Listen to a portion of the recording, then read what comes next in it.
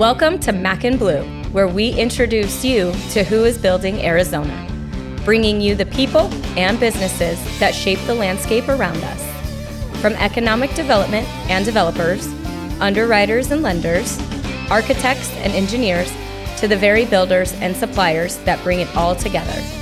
For all things Mac and Bleu, head to www.macandbleu.com and don't forget to subscribe on YouTube. Now let's join our host, JJ Levinsky.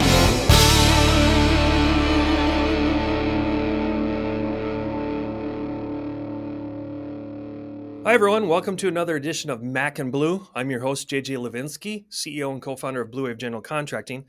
Today I have a near friend and esteemed colleague, Dr. Ann Ryan on.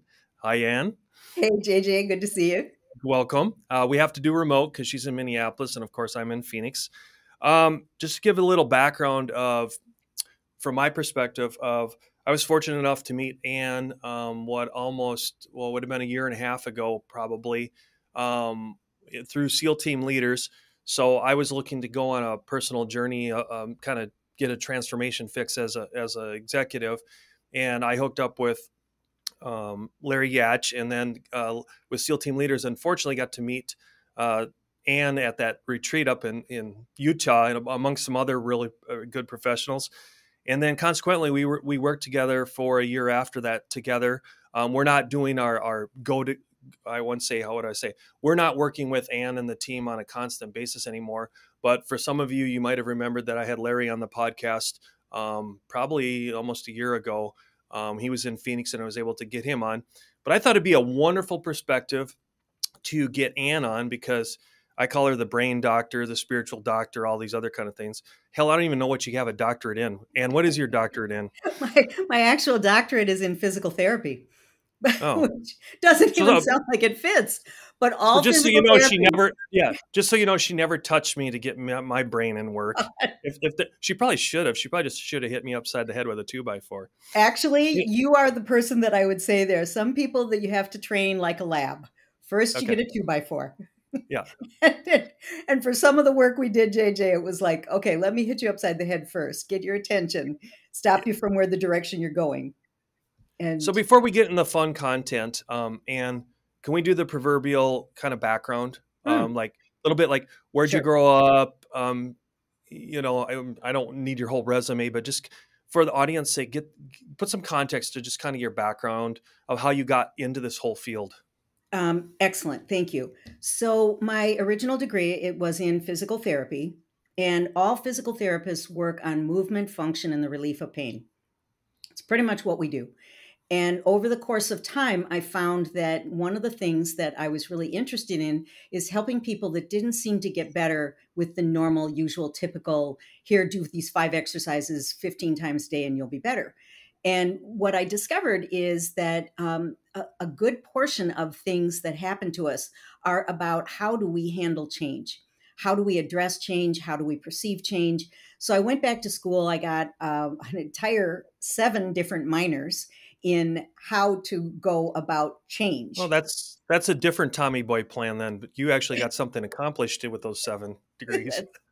That's right. Well, I never got an actual PhD in any of that. But then I went back to school and got a DPT, a doctorate in physical therapy, which I focus on helping people with the change that they have to see. We have to see ourselves differently in the process of change.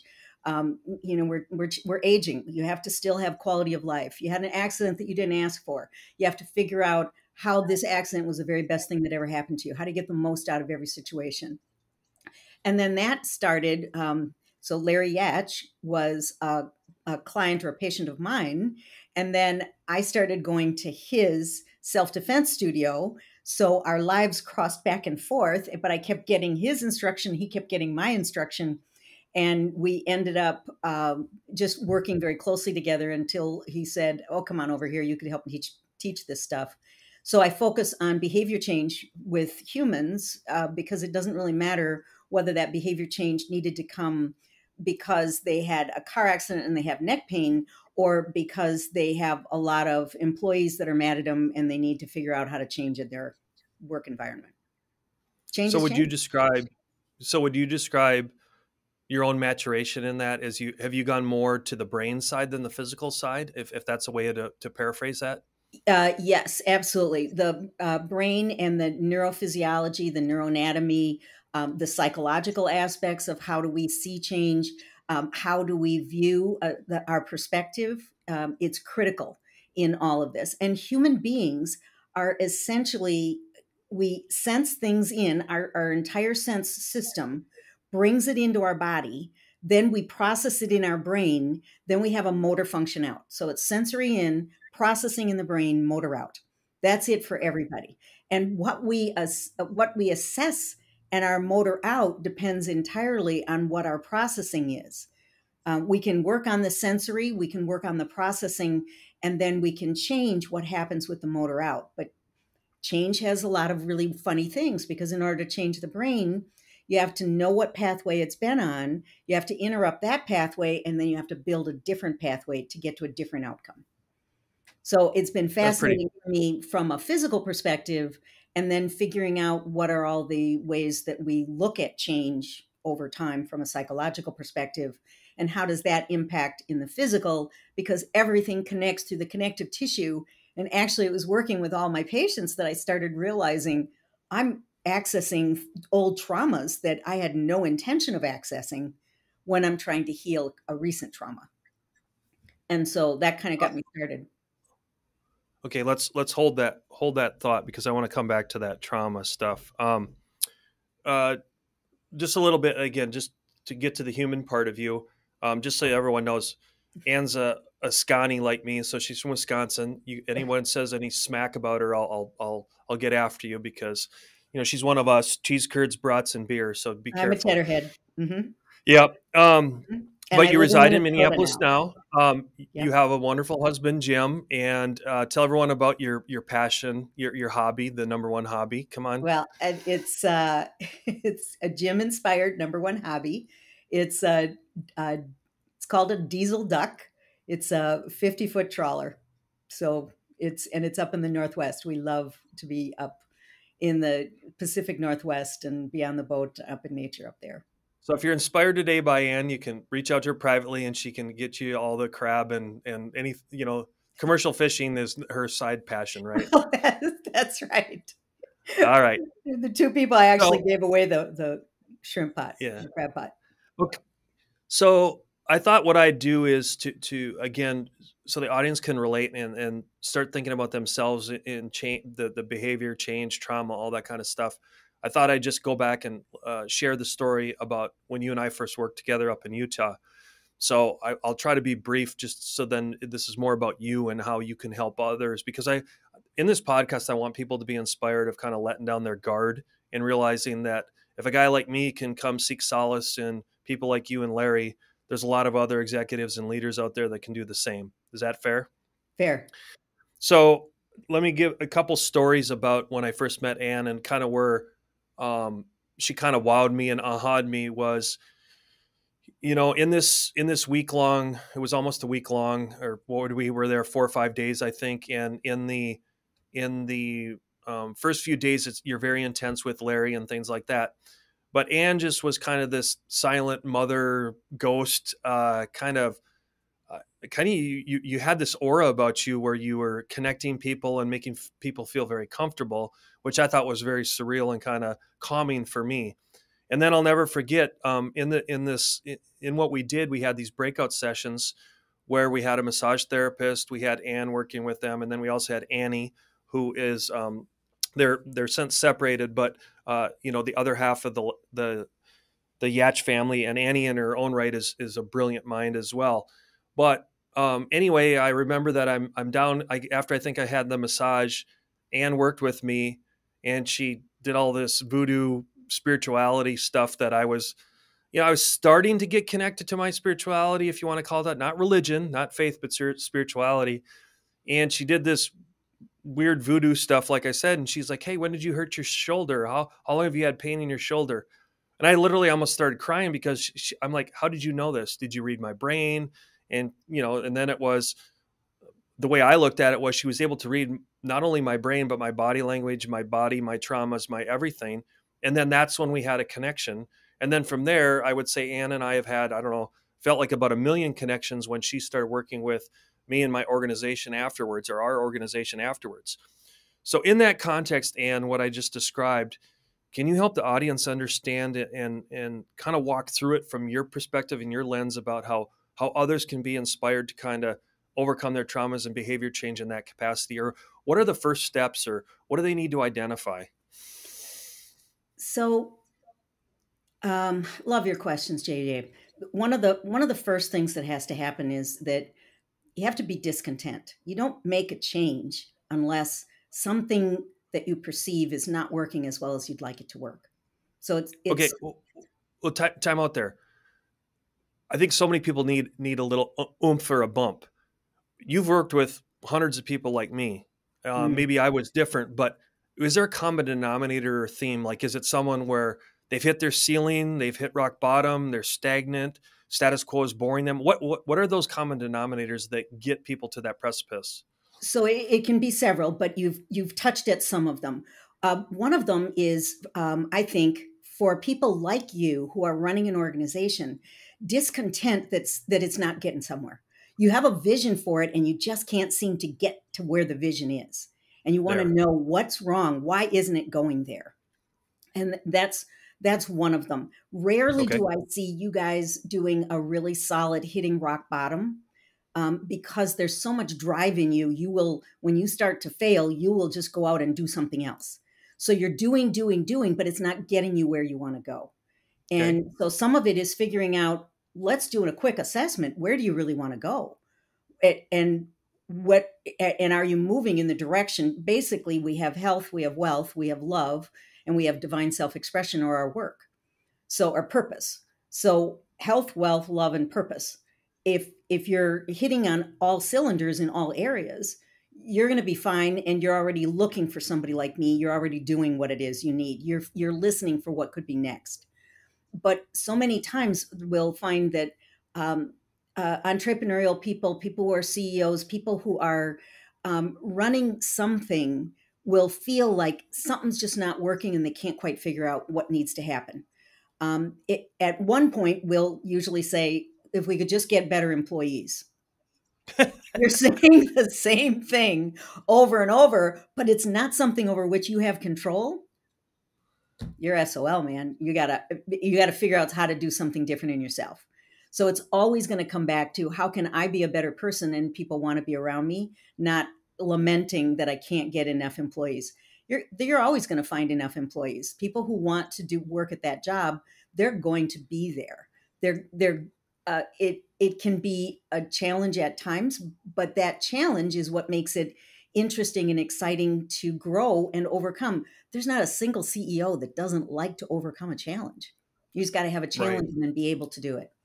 So if you're saying the same things, or if you're hearing the same things from people around you, you're not as much fun anymore. I don't like being around you. How come you never care about the family? These are things that you're getting the constant message, and that you don't quite know what to do about it. Are So those the are those the typical or quintessential things that you hear? yeah, What you just described? Okay. yeah, yeah. Yeah. Typically, it's either, how do I fix my people, or how do I change but not change anything? So are you saying most people are in the avoidance of fixing me first? Um, the It takes a while before people will recognize what their role is. We don't know. We can't see what we can't see. We don't Okay. know what we don't know. And we know we can motivate people. That's a whole field of study about, how do we actually motivate someone else to make a change. But essentially, we only change for two reasons. We think we've got something better over there, or we're running away from something bad over here. There. That was, I think, the kind of the It, aha moment. Yeah. yep. So you're either going to go towards what you want, or away from what you don't want. Right. And the easiest and fastest changes are when we line everything up. What you want is in direct alignment with what you're going to be avoiding that you don't want. So can you essentially be doing both? Yeah, Okay. absolutely. Absolutely. That's what I'm It's saying. not, yeah, because I know my journey, it felt like it was a little bit of both. It Yes. wasn't one or the other. And we should be able to play them both. be able to say, what is it that you're most afraid of, so that we know that that won't happen, and or that we can use it well to help steer us, because that that's exactly what steers for most of our stuff, is Right. avoiding what we don't want and achieving what we do want. So sometimes people know what those things are, sometimes they don't. Most of the time people know what they don't want. They don't always Right. know what they do want. So, Ann, let me interject there. Then, I'm listening to the podcast, and I'm like, oh, yeah, Ann's describing me perfectly. I'm putting on the eyes and the ears of the audience right now. You mentioned assessment. What are the first steps? I mean, whether it's you or anyone in your profession, what does that look like? What do they need to do other than asking for help and seeking out companies or individuals that do what you do? What does that first assessment look like? And it can be, you can answer these questions proprietary to what you and SEAL team leaders do. So feel free to express it that way. So there are a couple of different ways that we can do an assessment. I want to make sure that there's always a personal goals and a personal side. And one of the things that we look at is, there's work-life balance. It's almost a baloney thing to say work-life balance, because whatever that work-life balance is for you is for you. Right. But what's most important is to make sure that there's a work-life you balance, because it's not just you doing what you want to do for yourself and what you want to do for your company, but what do you need to do for yourself, not just your family, because people will. So anyway, it's looking at where do people want to go? What do they want to see as a balance? What are the things that are troubling them right now? What ceiling, if it's a matter of what's their ceiling at work, one of the things we want to look at is, what are your thoughts and your beliefs and your behaviors, your mindset about doing that $3 million, $10 million, going past those bumps, because those are usually the big hurdles. And then we get up to 20, 50 million dollar. So each one of those has a different set of mindsets that people have to go past. So I listen for mindsets. We listen for, where's their company? How has it been structured? We look for any number of different things. My end of it is usually, where are they at personally? And where are their mindsets? Where are their beliefs? Beliefs are pretty much thoughts we just keep thinking. So what are our beliefs about where things are? Is it the world is coming to an end, or is it, this is really exciting, we can start adding AI?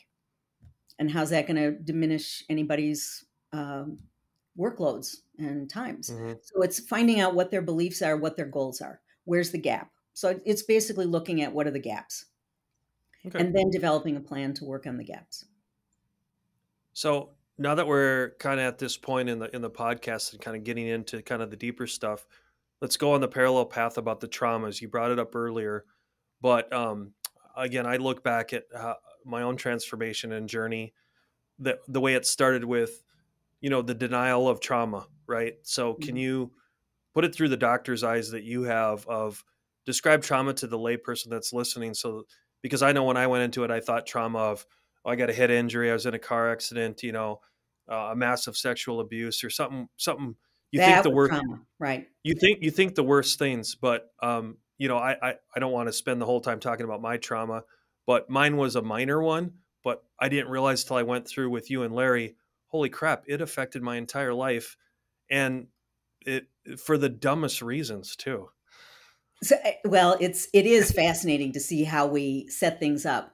So trauma, in the loosest, broadest definition, is any situation over which we did not have control, but we had perceived negative outcomes. Say that again. Any situation over which we do not have control, but we have perceived negative outcomes. Okay. So that could be, it's going to seem very simplistic, but it could be a 2-year-old having a sucker taken away from him. Right. It was a perceived negative impact. Mom took it away. They had no control over it. You get that, a single time probably doesn't cause trauma. But the way the brain works is it take an entire a pile of dirt, and then take a watering can and just sprinkle that water over that pile of dirt. You're going to get rivulets as it goes down. You take another watering can, and pour it same spot. You're not going to get new rivulets. You're going to get a thickening of the old rivulets. And that's how the brain works, is that it starts putting things together and making sense to do patterns that say what's going to help us get what we want or what's going to help us avoid what we don't want. And we sometimes, especially in our youth, we will make assumptions based on what we understand. So if something happened in a room that has tiny windows, we never want to go into a room with tiny windows because bad things can happen there. Even though we're adults and we know nothing's going on in that room, we can assess everything else. Our underlying subconscious will have developed neural pathways that says, this is how I'm doing it. So somebody might recognize, I always do this. I always go too fast. I always ride right over people. I don't want to do that anymore. I want to be thoughtful. I want to, whatever, but they can't seem to make a change. That's usually something that's in that deep subconscious. And it's always there trying to help protect us. So Larry will say, if you saw an orange and black fluffy thing, and you go up to it and you touch it, and you find out it was a tiger, then you will look at it and say, never go near anything that's orange and black and fluffy. Whereas somebody who has figured out how to kill tigers might wear that orange and black and fluffy. And now that's confusing because that's a helpful person. That's a person you want to team with versus somebody you don't. So we can get a certain set of messages and then not do a very good job of associating it with what's safe. Right. There comes a time when dreams become a reality, when you see your vision materialize into a true work of art. And the only way to get there is to choose a general contractor who shares that same vision and knows how to bring it to life. At Blue Wave, we aren't so big that we've forgotten where we've come from, and we aren't so small that we can't care for your projects regardless of their size. When your vision deserves safety, perfection, timeliness, and expertise in order to become a reality, trust Blue Wave to get it done right the first time.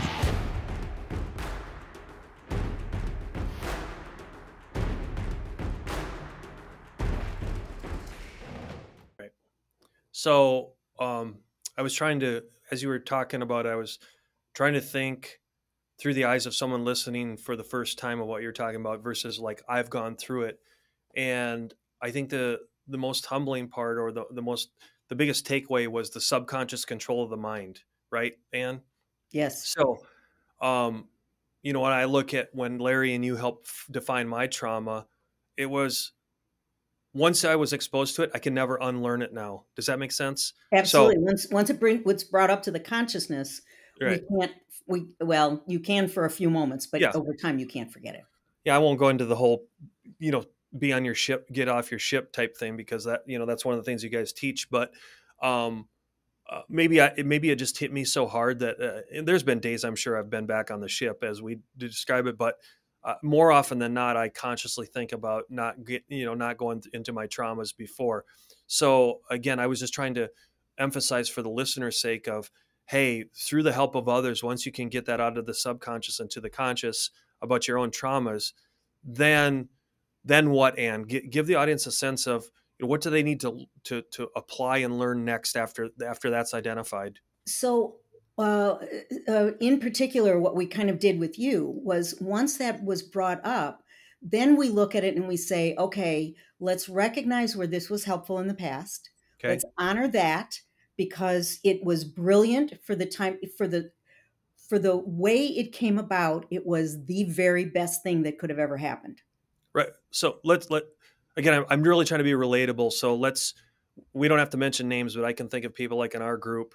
Well, I know one that will resonate with everyone. We had a guy in our group who was at 9/11, was firefighter, and because of what he went through and what he saw and that compassion and that brotherhood that was in the fire hall, that was his both his strength and his weakness, right? And so he was the biggest teddy bear, the biggest caregiver, the guy that would take 10 bullets. It felt like a Vietnam War story of he should have had the all the different awards for saving and recognizing and being that guy that would just do anything for anybody. But at the same token, that was his trauma, his limitation of getting through his ceiling as an entrepreneur and a business owner. So, right. That was a great example because we all resonated with that. So with that, and then again, the audience, I'm trying to give them guidance of through your eyes of like, then what? So at that point, we do conflict resolution. You're correct. So it's about looking at it saying, okay, did all the parts know? Another way of going about doing it, you went through one experience with Larry in that system. That can happen in an individual session with the conflict of what was happening in your shoulder and what was happening in your head and what was happening in like a knee. We might find 3 areas of the body that are in physical distress and then be able to talk to them and figure out there are many ways for us to get in. But once we identify the conflict, it's all about conflict resolution. It's recognizing this was healthy, this was happy before, but we need to do something else now. Do you understand that this is actually putting a limit on where we want to go in the future? And being able to wrestle with that and say, oh, so my doing everything at every position, I actually need to change that so that I don't do that because somebody else needs to take that over so that I then become a generalist again and not specific in everything. As an example of somebody right. who would go in their job and want to do every role and micromanage people. Nobody at the level that you guys are growing to wants to be micromanaged. You have to have people that want to be not micromanaged, and how to develop and train into that. And but first of all, it's just recognizing that's what I've been doing. And I didn't realize that I was trying to protect this at the same time that I was trying to get to here. And you can't always do both. So right. You have to set your sails differently, as we use a boating term, and be able to look at it and say, oh, I didn't realize this is where I was going, and I need to be able to see it from a new perspective. And that's the other stuff that when you were talking about, I hold a space, we didn't actually call it that, but that warm nurturing thing that I'm doing is looking at it saying, where are you already strong in health? Where are you strong in wealth? Where are you strong in love? And where are you strong in purpose? And where are you weak? Do they relate to each other? And so I hold those intentionally. And, and then the conflicts show up. And then we know that's what we have to work with, conflict resolution. Okay, so once the conflicts show up, Anne, go a little deeper into conflict resolution. Just give like the framework and the mindset behind conflict resolution so that, again, the audience can sit there and go, oh, yeah, because I want them thinking about their own, themselves and their organizations. So I'm going to use an example of somebody who you won't know, somebody that I've seen in another setting. Okay. And this is somebody who did have the big traumas, huge traumas, ugly traumas, Monday night movie traumas, really bad, really, really bad. And they were really bad.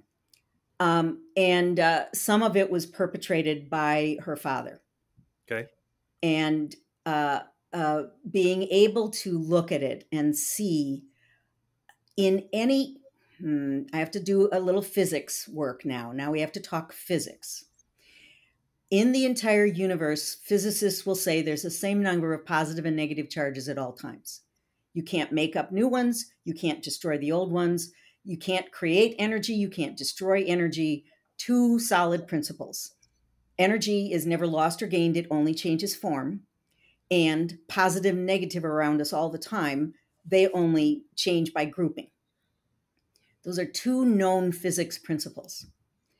If we take that into framing these things, so something horrible happened to me as a child, something not so horrible, my dad beat me, my parents said mean things, I saw ugly things happen, doesn't really matter what it was. We have a perception of loss. We have a perception of negative. There has to be positive around us at the same time. We just aren't seeing it. because you can't lose positive and negative charges. Okay. So for me personally, I'll get back to the client in a minute, but in my life, one of the ways that I discovered it is my parents were very, very, very strict about certain things in our household, in particular, their love of education. So we would sit around the dining room table and talk about grammar and whether or not you would ever say, I wish I was, or I wish I were. Okay, so now you know why Anne has a bottle of wine next to her. No, I'm just kidding. That's right. So it was just the weirdness of how my parents really were trying. And my dad would make sure we wouldn't get what we wanted for Christmas because he wanted me to not be materialistic and be spiritual. So it's like, okay, that's kind of distorted, Dad. But what it gave me was, so I had to look at it and see, what did it give me? What was the gift that I got that I thought I was getting screwed?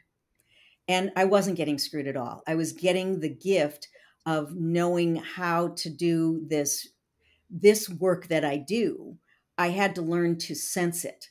And by taking away what I thought I wanted, I had to learn to sense in other ways. And that gift of sensing, I wouldn't give up for anything. So for me, there was no harm done in that family. It was just weird, but it was no harm done because I was given a gift that I wanted more. And so for the woman who had the exact same moment that she could perceive her dad was taking away an aspect of her, basically tearing the fabric of soul, if you will, because it was pretty ugly abuse.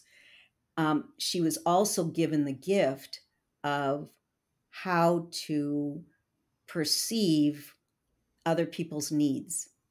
Correct. And she became a labor and delivery room nurse. Oh. And she could use that skill set everywhere. And so if we look at it from another perspective, we can always find we got something we want more and better than what we had before. It was just in a different form. So that's what the new truths are from the language, Yeah. Well, we won't get it. We don't have enough podcast time to get into truths and untruths. When you were telling that story, or, that metaphor analogy, it's, again, I was trying to think of if I didn't know what I know, I'm going to make a statement and you expand on it or expound on it is, well, geez, Anne, my traumas actually caused me to have a strength. That's your negative and positive things. How do I come to symbiosis or a meeting of both where I don't have to live in the extremes, right? That's what we're trying to find. Right. So almost everybody who is able to run a business or do well, somebody who might be on any one of your listeners, one of the things that we look at is say you very likely have pretty darn good smarts. You have good cognitive awareness of things.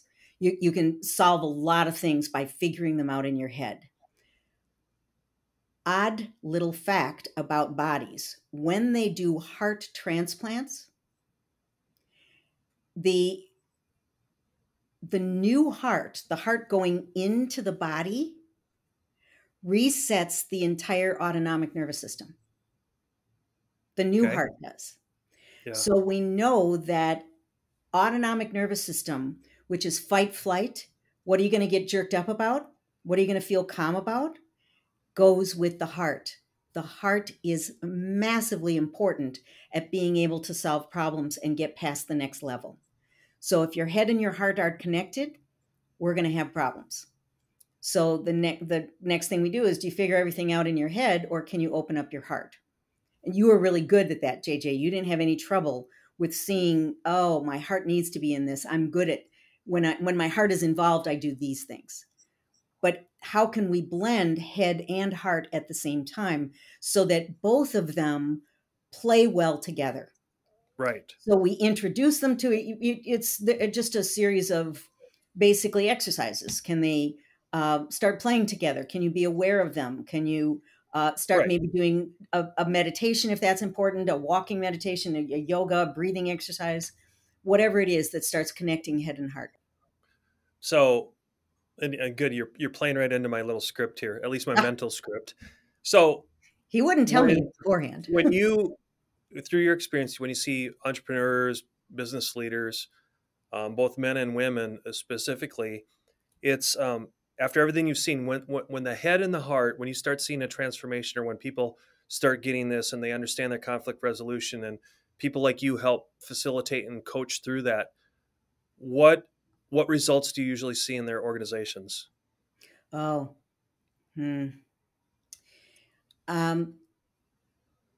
man, downstream progress. It goes with ease. Again, a sailing thought is, if you got the wind at your back, you don't feel the wind. You're going at the speed of the wind. So things happen faster, things happen better. I will say that one of the first things they get is you have to go through a series of change, Right. but you end up where you get the team that you're looking for, and you get the team interacting in an effective way, the way you're looking for. You really can't not.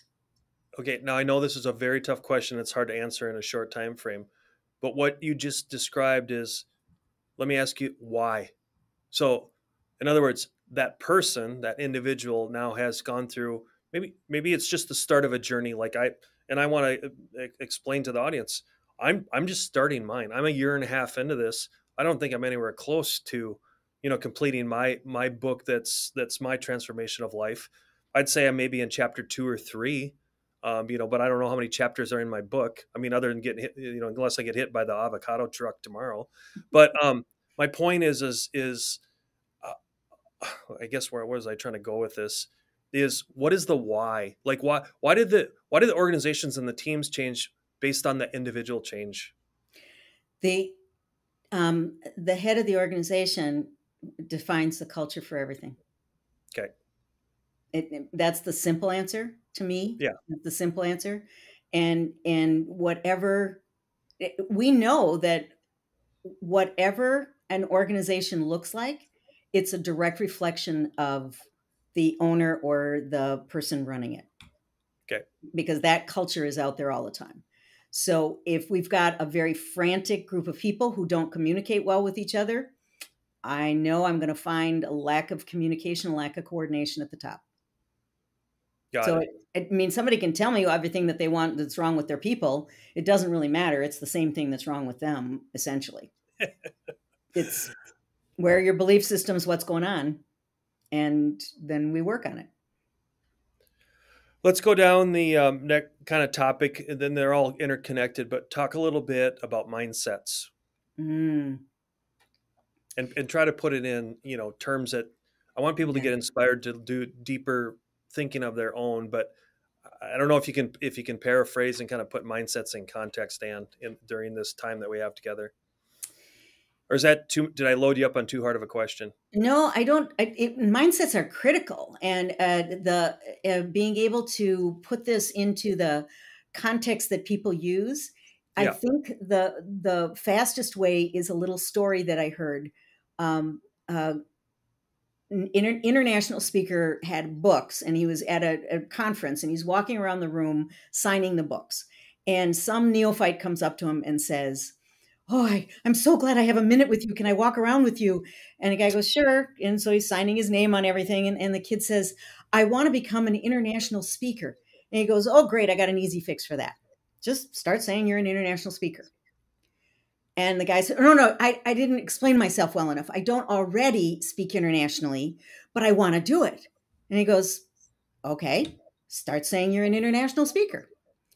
And the kid goes, "Oh, no, I must not be saying this really clearly. I don't do it yet." And the guy just stops. He looks him in the eye and says, "Don't let me stand in the way of your belief systems." That's the mindset. If you believe that you are responsible for everything, you're responsible for everything. And then you'll never hand over that responsibility, and your team will never do a really good job playing well together with you as on a team. If you believe that you can't get good quality people, you won't get good quality people. A growth mindset and fixed mindset, Excellent book, Carol Dweck, Dweck, Mindset. And it's fascinating that a single word that she used in a classroom of kids, I can't remember what grade it was, 2 different classrooms, they both got math problems. They all handed them in at the end of the first set of problems, which almost everybody could do. It's the kind of thing everybody could do it. It was easy. She said that the students in one class were told, you finished this really fast. You must be really smart. Kids in the other class were told, you finished this really fast. You must be a really hard worker. Smart, hard worker. Smart, hard worker. Only difference. And then they did a second test, and they said to the kids, you have a choice. You could do one that was a lot like the last one, or you could do one that's harder and you might not get all the answers, but it's a harder test. Which group would want the harder test?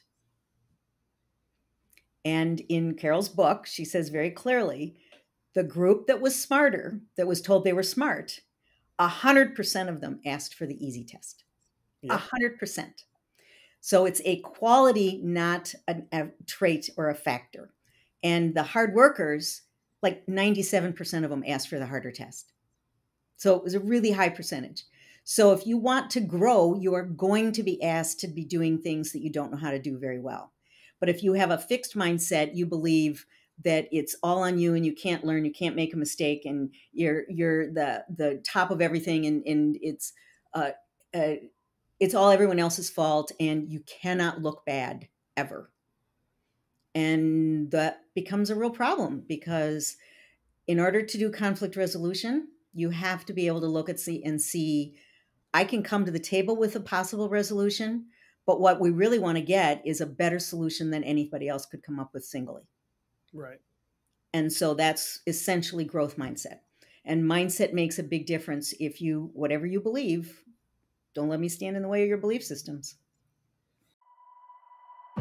There comes a time when dreams become a reality, when you see your vision materialize into a true work of art.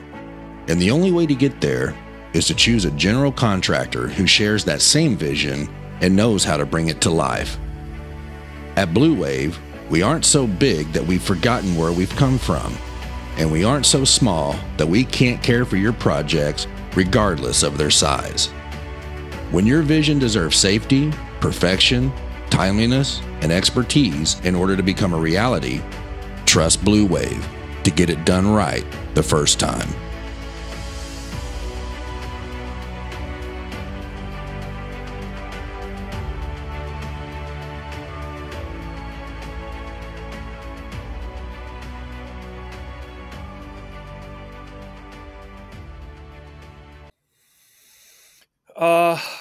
Geez, where do we go from here? What am I missing about?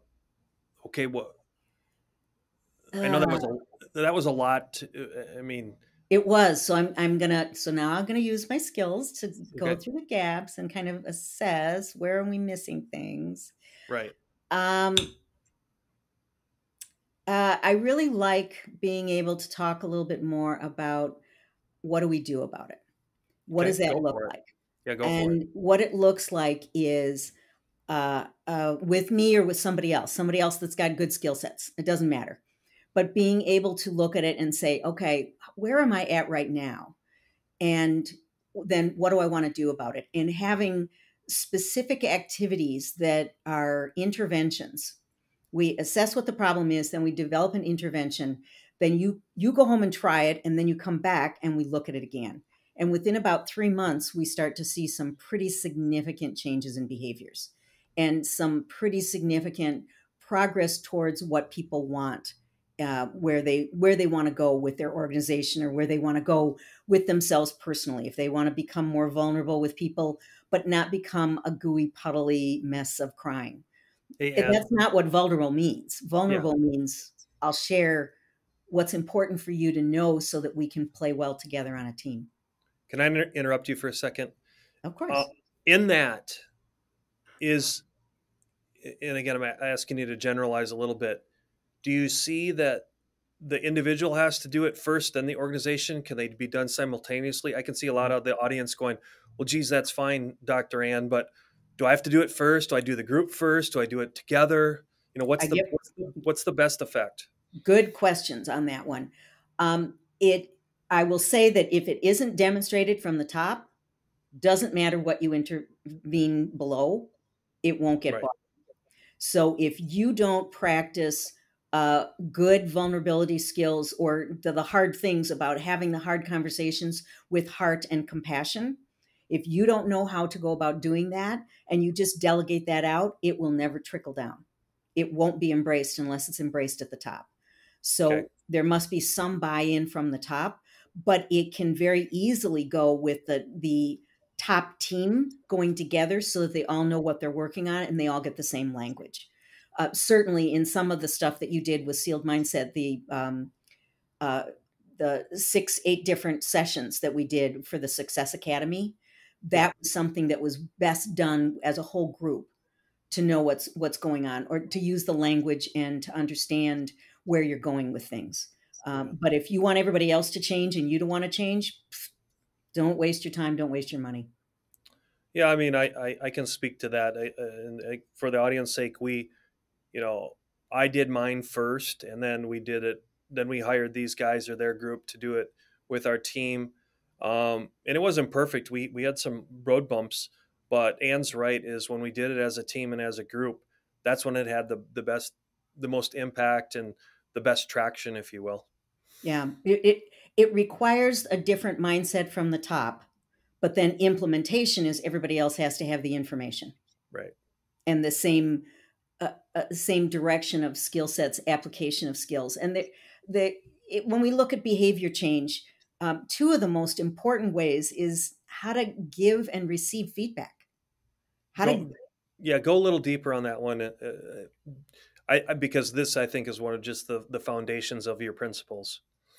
So if we look at, again, the physics of things, a feedback loop, I send out information, I wait to see what happens in the universe. I have a sensory system that reads what's happening.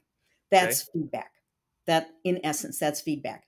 Going back to the body is sensory in, motor processing in the brain, motor out.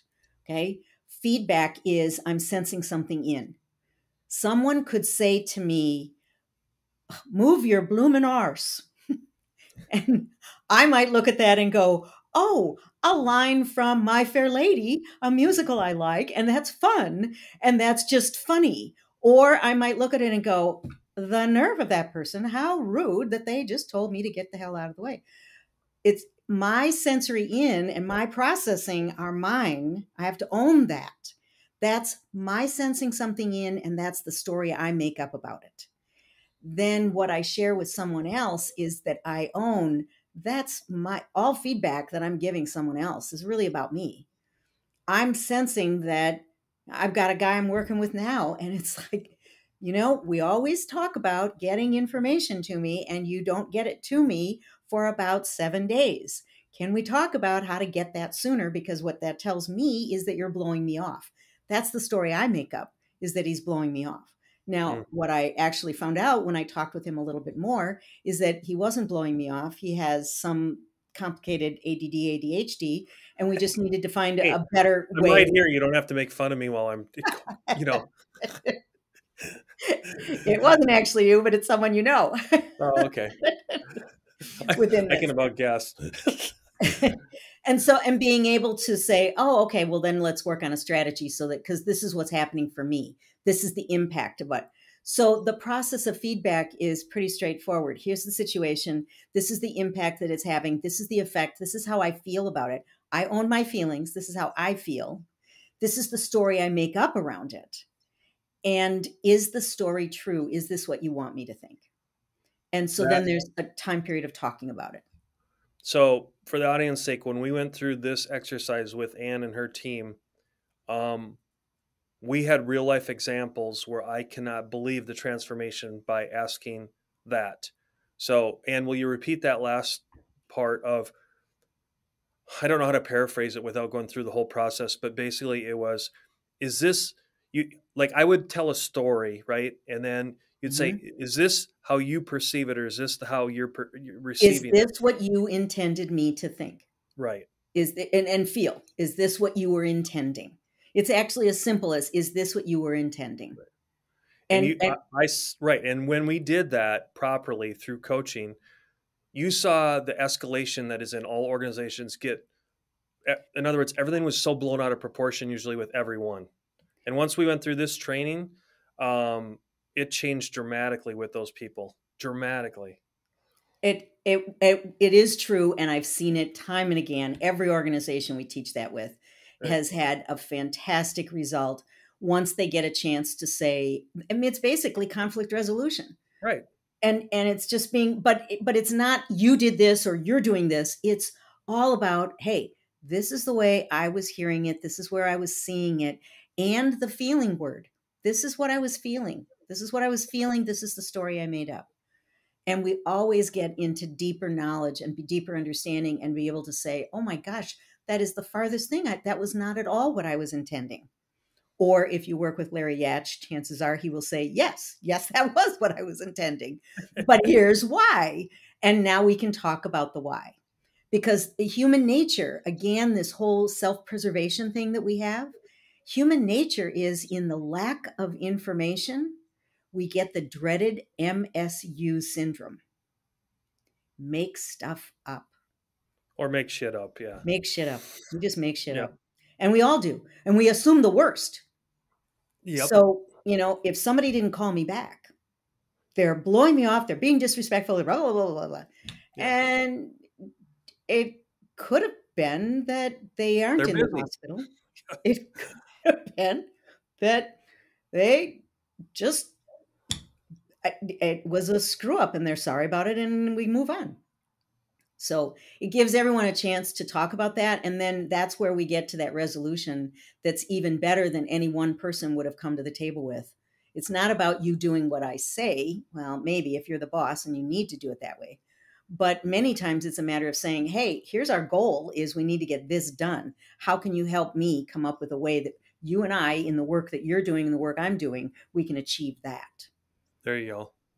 And so it becomes even more powerful than I am the boss. Do as Hear I me roar. Yeah.